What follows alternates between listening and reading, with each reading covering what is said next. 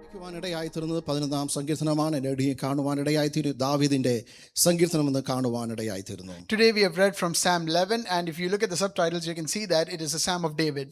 വളരെ കുറച്ച് വാക്യങ്ങൾ മാത്രമേ ഉള്ളെങ്കിലും ദൈവത്തിൽ ദാവീദ് വെക്കുന്ന ഒരു സങ്കേതത്തെ പറ്റിയാണ് ഹല്ലേലൂയ 7 വാക്യങ്ങളിലൂടെ ഹല്ലേലൂയ സങ്കീർത്തനക്കാരനോട് വിവരിച്ചിരിക്കുന്നത്. While it is a brief psalm of just 7 verses, the psalmist beautifully describes the trust and confidence he puts in the Lord. എൻ്റെ ഒന്നാമത്തെ വാക്യം നമുക്ക് വായിക്കാം. Can we go to verse 1 please?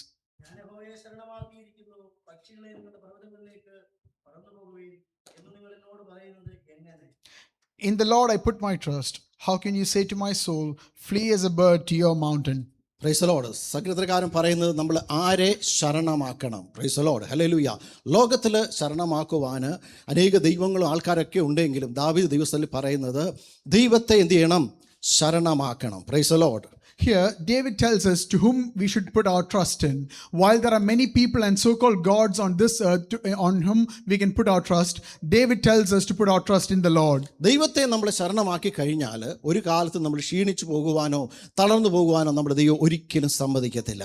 If you put your trust in the Lord, then He will not let you be tired. നമ്മൾ ലോകത്തിൽ, സമ്പത്തിൽ, ജോലിയിൽ, hallelujah, പണത്തിൽ, തലമുറയിൽ പലതിലും നമ്മൾ ശരണമാക്കി കഴിഞ്ഞാൽ പല സമയത്ത് നമ്മൾ ലജ്ജിച്ചു പോകുവാനിടയായിത്തീരും.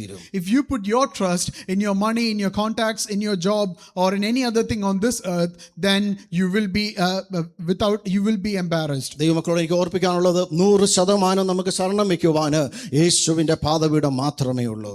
I want to remind you, children of God, that the only place we can put 100% of our trust in is at the feet of our Lord Jesus Christ. അടുത്ത വാക്യാണ്, പക്ഷികളെ നിങ്ങളുടെ പർവ്വതങ്ങളിലേക്ക് പറന്നു പോകുകയും. In the next line we read, flee as a bird to your mountain.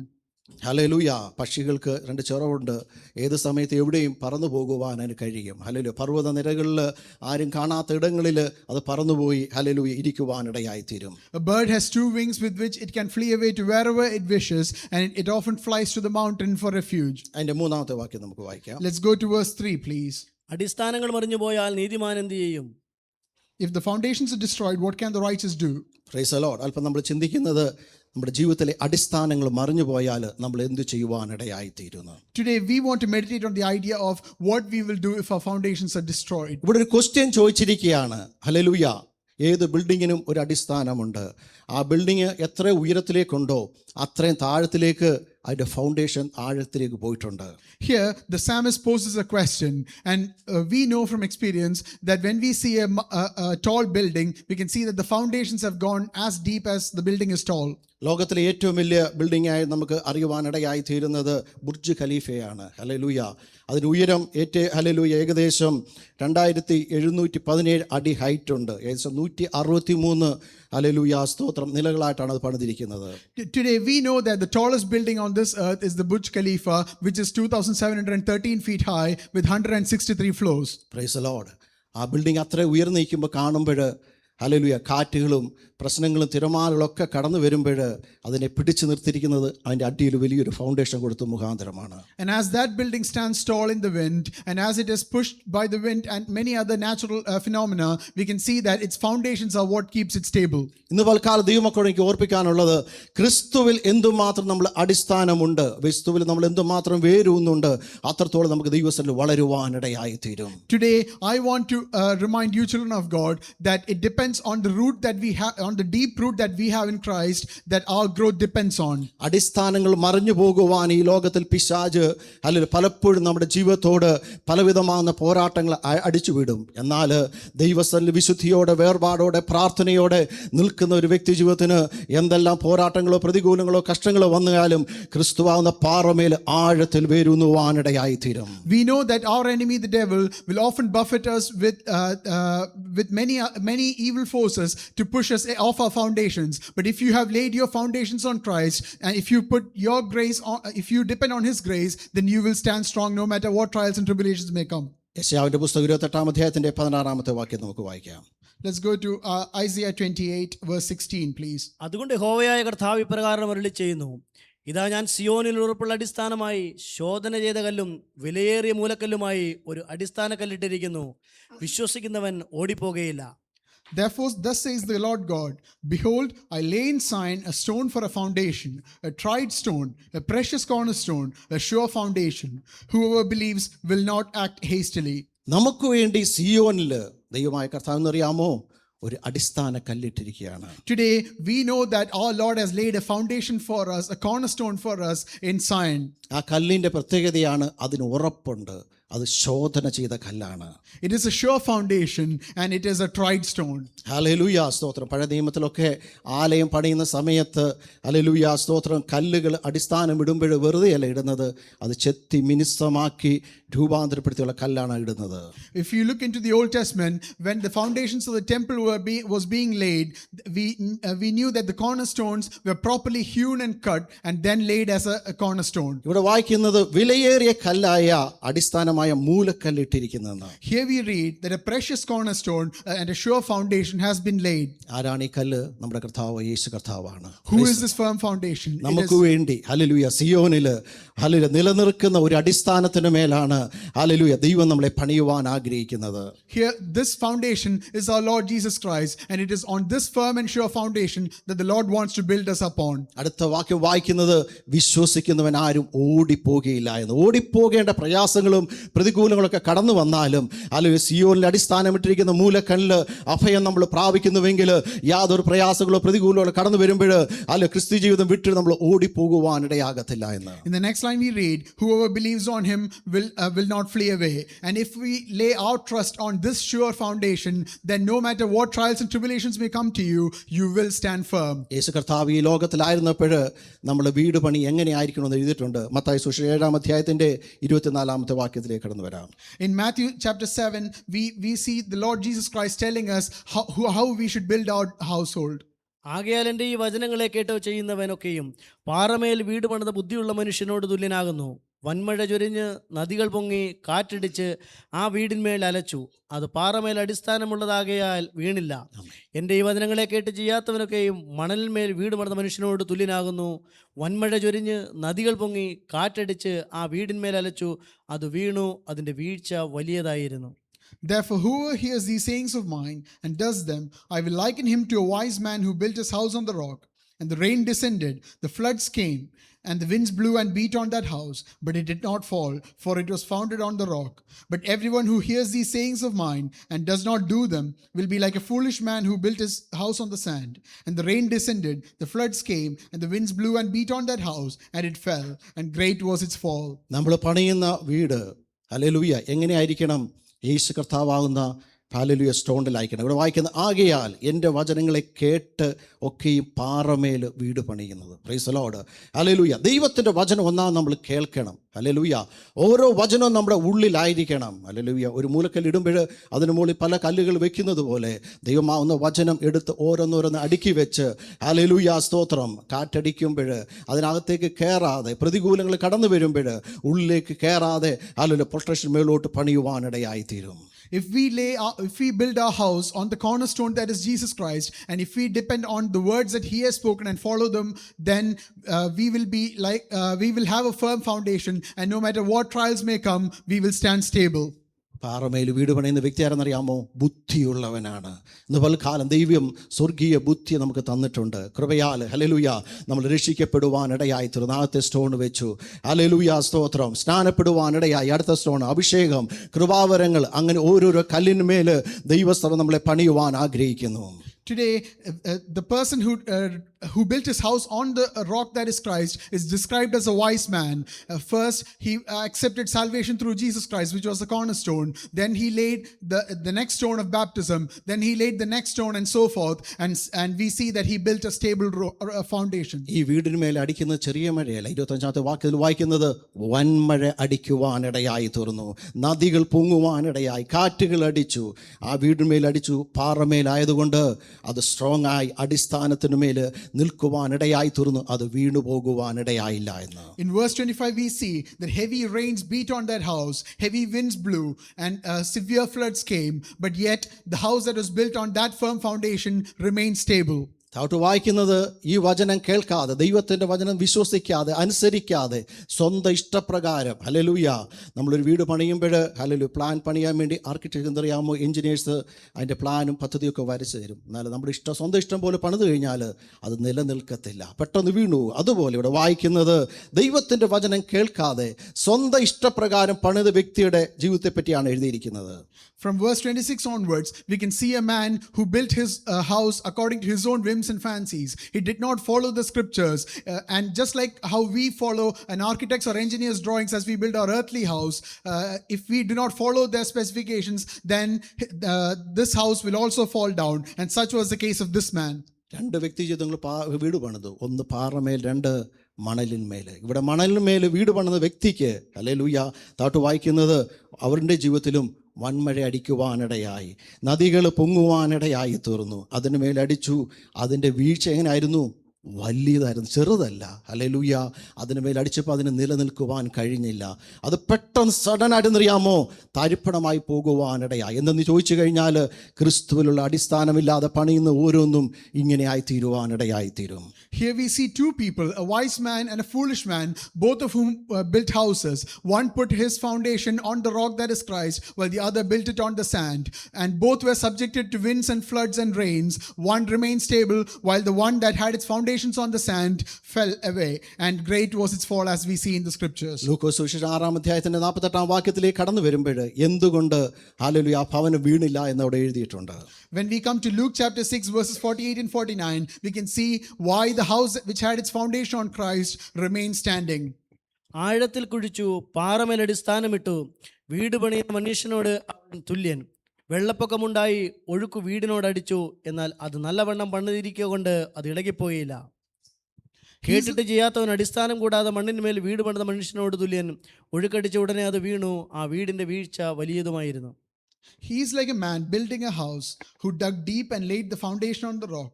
And when the flood arose, the stream beat vehemently against that house and could not shake it, for it was founded on the rock. But he who heard and did nothing is like a man who built a house on the earth without a foundation, against which the stream beat vehemently, and immediately it fell. And the ruin of that house was great. ഈ വീട് വീഴാത്തതിൻ്റെ ഒന്നാമത്തെ കാര്യം എന്നറിയാമോ? ആഴത്തിൽ കുഴിച്ചു. ഇന്ന് പൽക്കാലം വചനത്തിൻ്റെ ആഴത്തിൽ നമ്മൾ കണ്ടെത്തണം. Praise Lord. പുറമേ നമ്മൾ വായിക്കുകയല്ല, മെഡിറ്റേഷൻ ചെയ്ത് ദൈവസന്നിധിയിൽ ഇരുന്ന് ഒരു വചനം എടുത്തിട്ട് ദൈവസന്നിധിയിൽ നിന്ന് പ്രാർത്ഥിച്ച് അതിൻ്റെ ആഴങ്ങളിലേക്ക് കടന്നു പോകണം. ദൈവത്തിൻ്റെ പരിശുദ്ധാത്മാവ് നമ്മളോട് സംസാരിക്കുവാനിടയായിത്തീരും. നമുക്ക് വേണ്ടി ദൈവത്തിൻ്റെ ആലോചന ആ വചനത്തിൻ്റെ ആഴങ്ങളിൽ ചെന്ന് നമുക്ക് കണ്ടെത്തുവാനിടയായിത്തീരും. Here we see that the reason that the first house remained standing was because its foundation was deep. And just like that, we must follow the scriptures, and we must go in depth into the scriptures and meditate upon it. And then the Lord will tell us his message and what he wants us to do, and it will make our life stable. ഇവിടെ എഴുതിയിരിക്കുന്നത്, ഒന്നാമത് ആഴത്തിൽ കുഴിച്ചു, രണ്ടാമത് അതിൻ്റെ അടിസ്ഥാനമിട്ടത് പാറമേലായിരുന്നു. Praise the lord. Hallelujah. So firstly, the man dug deep into the ground, and secondly, the foundation of that house was on the rock. മൂന്നാമത് എഴുതിയിരിക്കുന്നത്, ഹല്ലേലൂയ, വെള്ളം പൊങ്ങി ആ വീട്ടിലേക്ക് അടിക്കുവാനിടയായിത്തീർന്നു. എന്നാൽ നല്ലതുവണ്ണം പണിത് മുഖാന്തരം അത് ഇളകിപ്പോയില്ല. ഇന്ന് പൽക്കാലം ക്രിസ്തുയേശുവിൽ നമ്മൾ പണിയപ്പെടുന്നത് നല്ലതുവണ്ണമായിരിക്കണം. Praise the lord. ഉപദേശത്തിലും വിശുദ്ധിയിലും വേർപാടിലും ദൈവത്തിൻ്റെ വചനത്തിൻ്റെ അടിസ്ഥാനത്തിൽ നല്ലതുപോലെ പണിയുന്നുവെങ്കിൽ അത് നിലനിൽക്കുവാനിടയായിത്തീരും. Here we see that the man who built the house built it securely, so that when it was subjected to trials and tribulations, it stood standing. So if we lay our foundation securely, then you will remain standing no matter what trials and tribulations may come. Price the Lord. ചില വീടുകൾ കാണുമ്പോൾ പുറമേ നോക്കുമ്പോൾ നല്ല ഭംഗിയായിരിക്കും. Hallelujah. ചിലപ്പോൾ അതിന് ബലം കാണത്തില്ല. Praise the lord. കാറ്റടിക്കും, തിരമാലടിക്കുമ്പോൾ അത് താഴെ പോകുവാനിടയായിത്തീരും. താഴെ അതാണ് എഴുതിയിരിക്കുന്നത്. ഹല്ലേലൂയ, സ്തോത്രം. അടിസ്ഥാനമില്ലാതെ മണലിന്മേൽ പണിത വീടുണ്ടല്ലോ, അത് പെട്ടെന്ന് അതിന് മേൽ കാറ്റടിച്ചു, അതിൻ്റെ വീഴ്ച വലുതായി തീരുവാനിടയായി. Sometimes a house might look attractive and secure from the outside, but it has no foundations. So when problems come against it, when floods beat against it, then it will fall. And such is the case of many people. പുതുനിയമത്തിലേക്ക് കടന്നു വരുമ്പോൾ അപ്പോസ്തലന്മാർ പറയുന്നുണ്ട്, ഇവിടെ നമ്മൾ അടിസ്ഥാനം വേണം. 1 കൊരിന്ത്യർ 3-ാം അധ്യായത്തിന്റെ 11-ാം വാക്യത്തിലേക്ക് കടന്നു വരാം. In the New Testament, apostles tell us where to lay our foundations on. So let us go to 1 Corinthians chapter 3 verse 11, please. യേശുക്രിസ്തു എന്ന ഇട്ടിരിക്കുന്ന അടിസ്ഥാനമല്ലോ അത് മറ്റൊന്ന് ഇടുവാൻ ആർക്കും കഴിയുകയില്ല. ആ അടിസ്ഥാനത്തിന്മേൽ ആരെങ്കിലും പൊന്ന്, വെള്ളി, വിലയേറിയ കല്ല്, മരം, പുല്ല്, വൈക്കോൽ എന്നിവ പണിയുന്നുവെങ്കിൽ അവനവൻ്റെ പ്രവൃത്തി വെളിപ്പെട്ടു വരും. For no other foundation can anyone lay than that which is laid, which is Jesus Christ. Now, if anyone builds on this foundation with gold, silver, precious stones, wood, hay, straw, each one's work will become clear, for the day will declare it, because it will be revealed by fire, and the fire will test each one's work of what sort it is. Praise the Lord. ഇവിടെ എഴുതിയിരിക്കുന്ന സഭയാം ദേവാലയത്തിൻ്റെ പണി ആരംഭിച്ചു കഴിഞ്ഞു. എവിടെയാണെന്നറിയാമോ? സിയോനിൽ അതിൻ്റെ മൂലക്കല്ലിടുവാനിടയായി തീർന്നു. ഇവിടെ ഇരിക്കുന്നത് യേശു ക്രിസ്തു തന്നെ അടിസ്ഥാനമിട്ടിരിക്കുന്നു. വ്യക്തി ജീവിതങ്ങളല്ല, ഹല്ലേലൂയ, മത നേതാക്കന്മാരല്ല, പുരോഹിതന്മാരല്ല, പോപ്പല്ല ഇട്ടിരിക്കുന്നത്. യേശു ക്രിസ്തു തന്നെ ആ മൂലക്കല്ലായി ഇടുവാനിടയായി തീർന്നു. Here we can see how the building that is a church has been built. The cornerstone is our Lord Jesus Christ, and this foundation was laid by the Lord, not by any religious leaders or the Pope or anyone on this earth, but rather by the Lord. ഇതിന് മുകളിലേക്ക് പണിയുമ്പോൾ ഏതെങ്കിലും പൊന്നോ വെള്ളിയോ വിലയേറിയ കല്ലോ മരമോ അല്ലെങ്കിൽ വൈക്കോലോ എന്നുകൊണ്ടല്ല പണിയുന്നത്. നമ്മളെ ഓരോരുത്തരെയും, രക്ഷിക്കപ്പെടുന്നവരെ ഓരോരുത്തരെയും ദിനം പ്രതി അവൻ സഭയോട് ചേർത്തുകൊണ്ടിരുന്നത്. നമ്മൾ ഓരോരുത്തരുമാണ്. ദൈവത്തിന് മനസ്സിൽ വായിക്കുന്നു, ജീവനുള്ള കല്ലുകൾ നമ്മൾ ഓരോരുത്തരുമാണ്. നമ്മളെയും കൊണ്ടാണ് സഭയാം ദേവാലയം ദൈവം കെട്ടിപ്പൊക്കുവാനിടയായി തീരുന്നത്. And on this foundation the church is built, and it is not built with gold, silver, precious stones or anything earthly, but rather it is built with you and I, the believers, whom the Lord adds to the church every day. ഒരു തീ കടന്നു വരുമ്പോൾ പൊന്നോ വെള്ളിയോ വൈക്കോലോ മരവുമാണെങ്കിൽ തീയിലൂടെ കടത്തിവിടുമ്പോൾ അതെന്തറിയാമോ? വെന്ത് ചാമ്പലായി തീരുവാനിടയായിത്തീരും. എന്നാൽ പാറമേൽ അടിസ്ഥാനമിട്ട ദൈവസന്നിധിയിൽ അല്ലെങ്കിൽ മൂലക്കല്ലായിരിക്കുന്ന യേശുക്രിസ്തുവിൽ അടിസ്ഥാനമിട്ട നമ്മൾ ഓരോരുത്തരെയും വിശുദ്ധിയോടെ വേർപാടോ പണിയുമ്പോൾ എത്ര ശോധനയോ പ്രയാസമോ കടന്നു വന്നാലും ഇതിൻ്റെ മാറ്റൊന്നുകൂടെ കൂടത്തേ ഉള്ളൂ. ഹല്ലേലൂയ. ദൈവസന്നിധിയിൽ മുന്നേറുവാൻ നമുക്ക് ജീവിതത്തിൽ ഇടയായിത്തീരും. And if we build the church with anything earthly like gold, silver, wood or hay or straw, they will be destroyed on the day when it is subjected to fire. But when it is built with you and I, the believers who have accepted Jesus, then it will become more and more beautiful as it is subjected to the fire and continue standing. നമ്മുടെ പണി എപ്രകാരമുണ്ടെന്ന് ദൈവം ശോധന ചെയ്യുവാനിടയായിത്തീരും. And the Lord will നമ്മൾ എങ്ങനെയാണ് പണിയുന്നത്? പുല്ലിന്മേലാണോ വൈക്കോലിന്മേലാണോ മരത്തിൻ്റെ മേലാണോ പണിയുന്നത്? ദൈവം തന്നെയാണ് ശോധന ചെയ്യുന്നത്. And the Lord will examine each day the work that we put into the church, and he will check if we have done with wood, hay or straw or something cheap like that. അതുകൊണ്ട് 13-ാം വാക്യം എഴുതിയിരിക്കുന്നത് ആ ദിവസം തന്നെ അത് വെളിപ്പായി വിടും. ന്യായവിധി പുസ്തകത്തിൽ ദൈവം അത് വെളിപ്പെടുത്തുവാനിടയായി. തീയിലൂടെ അത് കടത്തിവിടുമ്പോൾ ഓരോരുത്തരുടെ പ്രവൃത്തി അത് വെളിപ്പെട്ടു വരുവാനിടയായി തരും. And in verse 13 we read, each one's work will become clear, for the day will declare it, because it will be revealed by fire, and the fire will test each one's work. ഇവിടെ നമുക്ക് ആൾക്കാരെ കാണിക്കാൻ പുറമെ ഷോയിൽ നമുക്ക് എന്തെങ്കിലും പറയാനോ പ്രവർത്തിക്കാനോ ഒക്കെ ചെയ്യും. എന്നാൽ ഹൃദയങ്ങളെ ശോധന ചെയ്യുന്ന, അന്തരീന്ദ്രിയങ്ങളെ ഉള്ളതുപോലെ അറിയുന്ന, നമ്മളെ മെനഞ്ഞ ദൈവത്തിന് മുൻപാകെ മറഞ്ഞിരിക്കുന്ന ഒരു കാര്യവുമില്ല. On this earth, we might be able to pull the wool over other people's eyes and put on a show, but before the Lord who knows everything, there is nothing that is left to be revealed. എഫെസ്യർ 2-ാം അധ്യായത്തിന്റെ 20-ാമത്തെ വാക്യത്തിൽ കടന്നു വരുമ്പോൾ ആ സഭയാ ദേവാലയത്തിന്റെ പണി ഒന്നുകൂടെ വ്യക്തമായി എഴുതിയിരിക്കുകയാണ്. In Ephesians chapter 2 verse 20, the building of the church is described in even more vivid terms.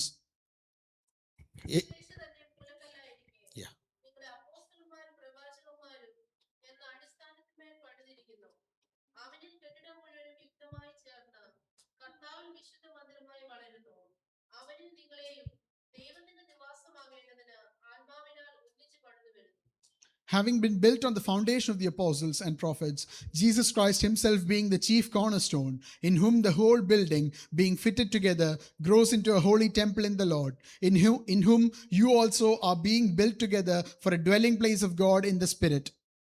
ഇപ്പോഴേ നമ്മൾ ശ്രദ്ധിച്ച് വായിച്ച് ഈ വചനം നമ്മുടെ ഉള്ളിലേക്ക് കയറുവാനിടയായി തീരണം. എന്താണ് ഇരിക്കുന്നത്? യേശു ക്രിസ്തു തന്നെ മൂലക്കല്ലായിരിക്കെ എങ്ങനെയാണ് പണിയപ്പെടുന്നത്? അപ്പോസ്തലന്മാർ, പ്രവാചകന്മാർ എന്ന അടിസ്ഥാനത്തിനു മേൽ പണിയപ്പെടുകയാണ്. here, if we pay close attention to these verses, we can see that the foundation of the church was the apostles and the prophets, with Jesus Christ himself being the chief cornerstone. പുറകിൽ നിന്ന് നോക്കുമ്പോൾ 24ാമത്തെ വാക്യം എന്ന് വായിക്കുന്ന കെട്ടിടം മുഴുവനും യുക്തമായി തീരേണ്ടതിന് അതെങ്ങനെയാണെന്നറിയാമോ? കർത്താവിൽ വിശുദ്ധ മന്ദിരമായി ഇത് വളർന്നു വരുവാനിടയായി തീരണം. And in verse 21, we are told that the whole building will be fitted together and grows into a holy temple of the Lord. Price the Lord. ഇതെങ്ങനെയാണ് പണിയപ്പെടുന്നറിയാമോ? ആത്മാവിനാൽ ഒരു ഹല്ലേലൂയ കട്ടയെടുത്ത് വെച്ച് ഇടയ്ക്ക് ഹല്ലേലൂയ സിമെന്റും ചാന്തും ഒക്കെ വെച്ചിട്ടാണ് കെട്ടിട ഈ ലോകത്തിലെ പണിയപ്പെടുന്നത്. എന്നാൽ പരിശുദ്ധാത്മാവിനാൽ നമ്മളെ ഓരോരുത്തരെയും ഇണക്കി ചേർക്കുന്നത് എങ്ങനെയാണെന്നറിയാമോ? പരിശുദ്ധാത്മാവിനാൽ ചേർക്കപ്പെടുവാനിടയായി തീരും. An earthly building is put together by bricks and stone with a mortar in between, but a heavenly church is built through the Holy Spirit, which binds us all together. Amen. Praise the lord. യഹൂദന്മാർക്ക് ഒരു ആലയം, hallelujah, അവരുടെ പഴയ ആലയം നഷ്ടപ്പെട്ടപ്പോൾ പുതിയ ആലയം പണിയുവാൻ വേണ്ടി അവർ കല്ലുകളും സാധനങ്ങളും ഒക്കെ സ്വരൂപിച്ച് വെച്ചിരിക്കുകയാണ്. The Jewish people are getting ready with building materials to rebuild their temple, which has been long lost. Price the Lord. അവർക്ക് ഒരു സമയം ലഭിക്കുന്ന സമയത്ത് ഹല്ലേലൂയ യെരുശലേമിൽ യഹൂദന്മാർക്ക് അവർക്ക് യാഗം കഴിക്കുവാൻ വേണ്ടി ഒരു ആലയം പണിയുവാൻ എത്രയും പെട്ടെന്ന് സമയം ഏറ്റവും ആസന്നമായിരിക്കുകയാണ്. And this building of this temple is imminent, and they are ready and prepared for sacrifices to be laid there. അതിനുവേണ്ടി യാഗവസ്തുവാകുന്ന പശുവിനെയും ഹല്ലേലൂയ മൃഗങ്ങളെയും പുരോഹിതന്മാരെയും ഒക്കെ അവർ തെരഞ്ഞെടുത്ത് വെച്ചിരിക്കുകയാണ്. And they've already pre-selected the sacrificial animals and priests. Price the Lord. ഇതൊക്കെ നമ്മൾ കാണുകയും കേൾക്കുകയും നമ്മുടെ കാലഘട്ടങ്ങളിൽ ചെയ്യുമ്പോൾ രണ്ടാമത് യേശുവിൻ്റെ വരവ് ഏറ്റവും ആസന്നമായിരിക്കുകയാണ്. As we read and see these things, please remember that the second coming of our Lord is at hand. Price the Lord. 1 തിമോഥെയോസ് 3-ാം അധ്യായത്തിന്റെ 15-ാമത്തെ വാക്യം നമുക്ക് വായിക്കാം. Let's go to 1 Timothy chapter 3 verse 15, please. താമസിച്ചു പോയാലോ സത്യത്തിന്റെ തൂണും അടിസ്ഥാനവുമായി ജീവനുള്ള ദൈവത്തിന്റെ സഭയാകുന്ന ദൈവാലയത്തിൽ നടക്കേണ്ടത് എങ്ങനെയെന്നു നീ അറിയേണ്ടതിന് ഇത് എഴുതുന്നു. But if I am delayed, I write so that you may know how you ought to conduct yourself in the house of God, which is the church of the living God, the pillar and the ground of the truth. Price the Lord. ഇതിനെ നിർത്തിയിരിക്കുന്ന തൂണെന്ന് പറയുന്നത് സത്യത്തിൻ്റെ തൂണാണ്. Price the Lord. ലോകത്തിലെ പല തൂണുകളും ബലക്ഷയം മുഖാന്തരം എന്ന് പറഞ്ഞാൽ അതിന് യഥാർത്ഥമായ കോൺക്രീറ്റ് ഇടാത്ത മുഖാന്തരയാമോ ബലക്ഷയം മുഖാന്തരം കാലപ്പഴക്കം വരുമ്പോൾ ഇടിഞ്ഞു പോകും. എന്നാൽ സത്യത്തിൻ്റെ തൂണിന്മേൽ ഈ ആലയം പണിതിരിക്കുകയാണ്. The church is built with the pillar that's called the truth.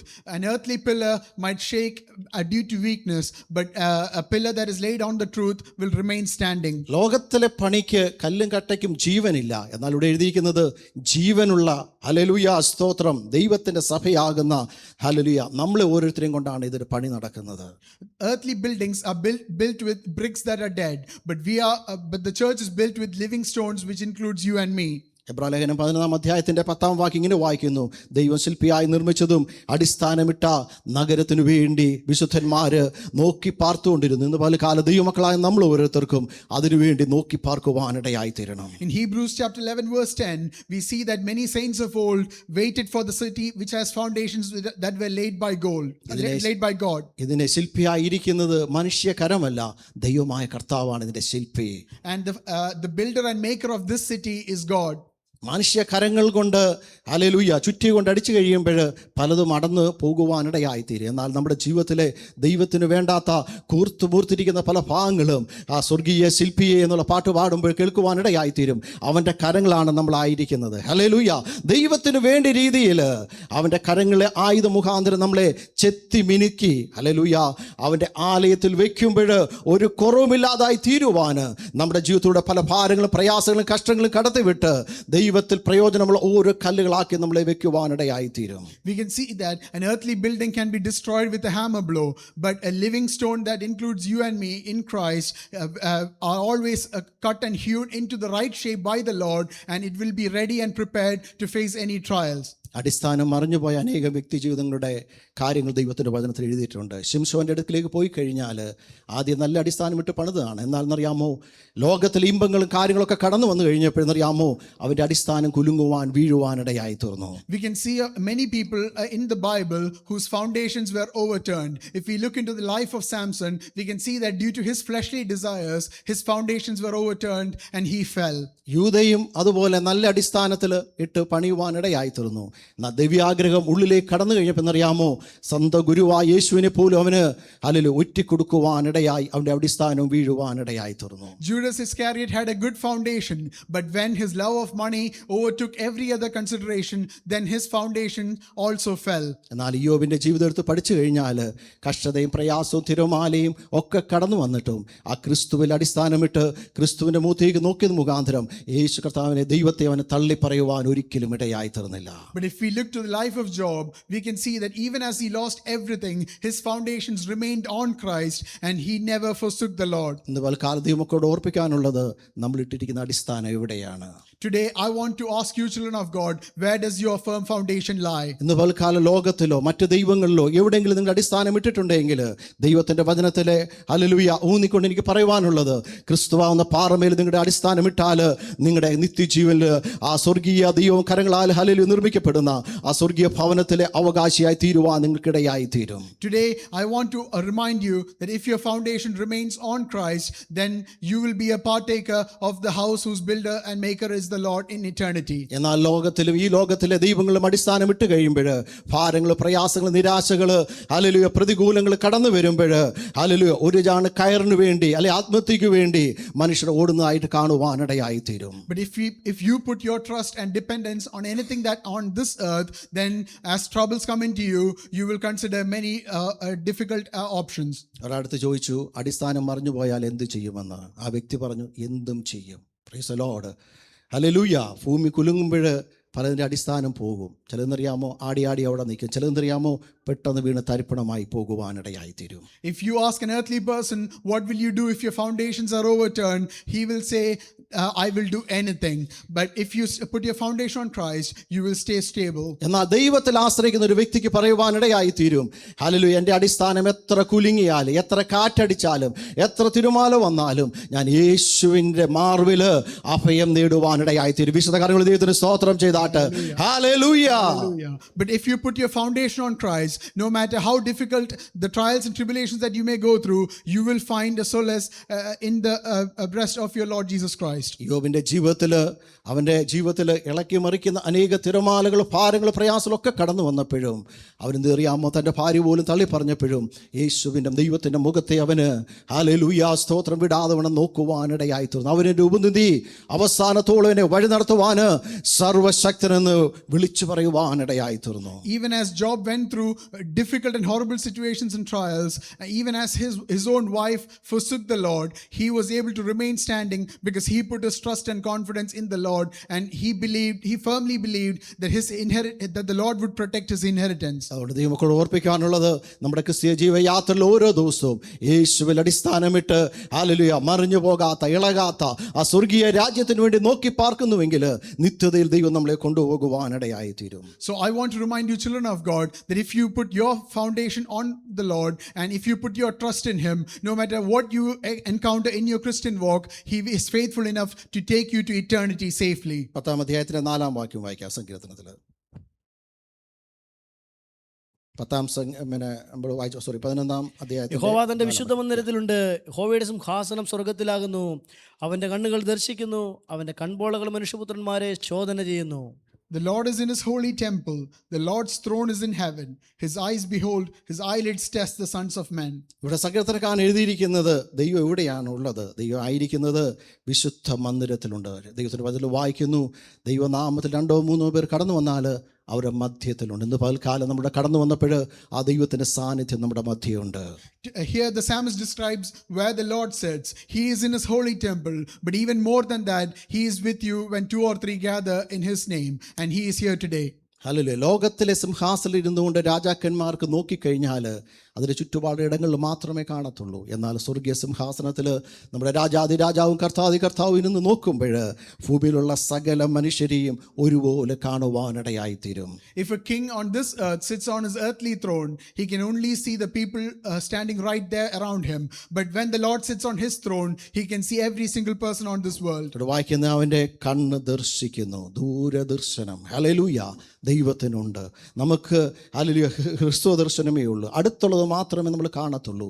എന്നാൽ ദൂരത്തുള്ള നമ്മുടെ അടുത്ത ദിവസം സംഭവിക്കാൻ പോകുന്നത്, നമ്മുടെ ഭാവിയിലുള്ള കാര്യങ്ങൾ സകലതും അറിയുന്ന ദൈവത്തിന് മുൻപാകെയാണ് നമ്മളായിരിക്കുന്നത്.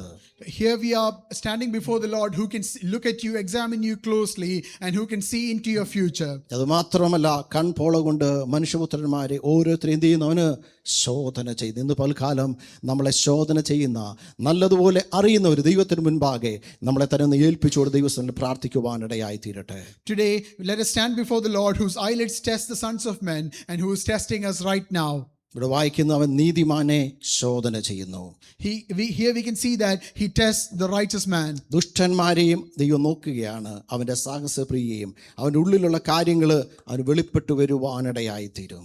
But he also examines the wicked, and he sees the hateful things that he has in his soul. ദൈവം നമ്മളെ ശോധന ചെയ്യുമ്പോൾ നമ്മൾ കുറവുള്ളവരായി കാണുവാനിടയായി തീരരുത്. Let us not be found wanting as the Lord tests us. Hallelujah. അവസാനത്തെ വാക്യം വായിക്കുക, 7ാമത്തെ വാക്യം. Let's go to verse 7, please. യഹോവ നീതിമാൻ, അവൻ നീതിയെ ഇഷ്ടപ്പെടുന്നു, നേരുള്ളവർ അവന്റെ മുഖം കാണും. For the Lord is righteous, he loves righteousness, his countenance beholds the upright. ഇവിടെ എഴുതിയിരിക്കുന്നത് യഹോവ നീതിമാനാണ്. Praise the lord. ഹല്ലേലൂയ. നീതി അവൻ ഇഷ്ടപ്പെടുന്നു. ഹല്ലേലൂയ. ആരാണ് അവൻ്റെ മുഖം കാണുന്നത്? നേരുള്ളവർ അവൻ്റെ മുഖം കാണും. ഇന്നുപോലെ കാലം നമ്മൾ ദൈവസ്ഥലായിരിക്കുമ്പോൾ നേരോടെ വിശുദ്ധിയോടെ ദൈവത്തിൻ്റെ വചനത്തിൽ മുന്നോട്ട് പോകുവാൻ ദൈവമായ കർത്താവ് സഹായിക്കട്ടെ. God bless you. Here we are told that the Lord is righteous and that he loves righteousness, and he beholds the upright all the time. May the Lord bless us by these words. Amen. God bless you. Price the Lord. തുടർന്നുള്ള